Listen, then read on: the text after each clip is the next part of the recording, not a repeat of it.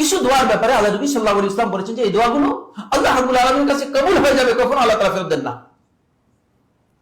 তোর মধ্যে আমি আপনাদের সামনে 3টি হাদিস বর্ণনা করব, এই দোয়াগুলোর বৈশিষ্ট্য নিয়ে কথা বলবো।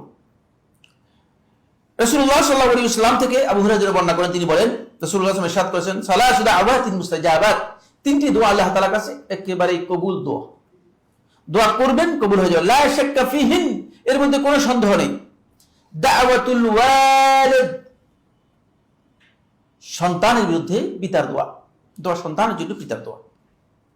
দাওয়াতুল মুসাফির, মুসাফির ব্যক্তির দোয়া। ওয়া দাওয়াতুল মাজলুম, মাজলুম অত্যাচারিত ব্যক্তির দোয়া।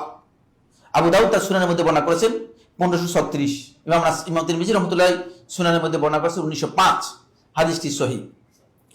এই হাদিস থেকে বোঝা যায় এই 3 জনের দোয়া আল্লাহ রাব্বুল আলামিনের কাছে কবুল হবে। আগে হাদিসগুলো পড়ি, তারপর বিশ্লেষণে কয়েকটি কথা বলবো। দ্বিতীয় নম্বর হাদিস আব্দুল্লাহ ইবনে আব্বাস রাদিয়াল্লাহু আনহু বর্ণনা করেন, তিনি বলেন রাসূলুল্লাহ সাল্লাল্লাহু আলাইহি ওয়াসাল্লাম যখন মুআজ ইবনে জাবাল রাদিয়াল্লাহু তাআলাকে ইয়েমেনের গভর্নরের দায়িত্ব দিয়ে, ইয়েমেনের কালেকশন, যাকাত কালেকশন সহ ইয়েমেনের লোকদের দ্বীনের জ্ঞান দেওয়ার জন্য দায়িত্ব দিয়ে প্রেরণ করলেন ইয়েমেনে, তখন রাসূলুল্লাহ সাল্লাল্লাহু আলাইহি ওয়াসাল্লাম মুআজ ইবনে জাবাল রাদিয়াল্লাহু তাআলাকে বললেন, ইত্তাকি দাওয়াতাল মাজলুম, মাজলুম অত্যাচারিত ব্যক্তির দোয়া, খবরদার তার এই বদদোয়া, এটাকে সতর্ক, এর থেকে সতর্ক থাকবে, একে ভয় করবে। ফাইন্না লাইসা বাইনাহা ওয়া বাইনাল্লাহি হিজাব, কারণ এই এর মাঝে আর আল্লাহর মাঝে কোনো পর্দা নেই, সরাসরি আল্লাহ রাব্বুল আলামিনের কাছে উঠে।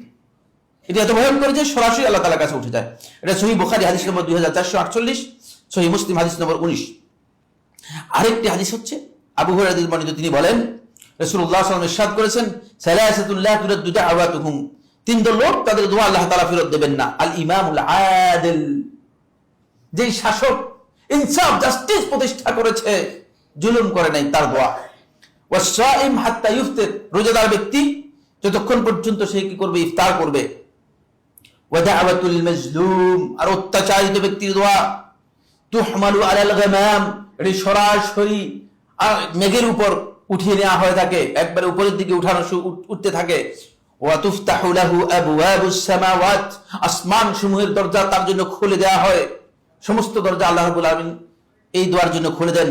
ওয়া ইয়াকুলু রাব্বু আযজা ওয়া জাল, আল্লাহ রাব্বুল আলামিন বলেন, ওয়া ইজ্জতি, আমার ইজ্জতের কসম, আমার মহা পরিক্রমের কসম, লা আনসুরান্নাকা ওয়ালাউ বা'দা হিন, অবশ্যই আমি তোমাকে সাহায্য করব, যদিও কিছু সময় পর, এখন করলাম না, কিছু সময় পর অবশ্যই সাহায্য করব।